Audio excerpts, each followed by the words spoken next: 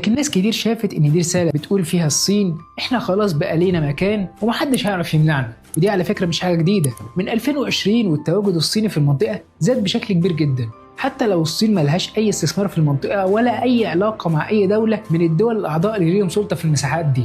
هتقول لي طب امريكا ما سمحت لهمش ان هم يعدوا، صح؟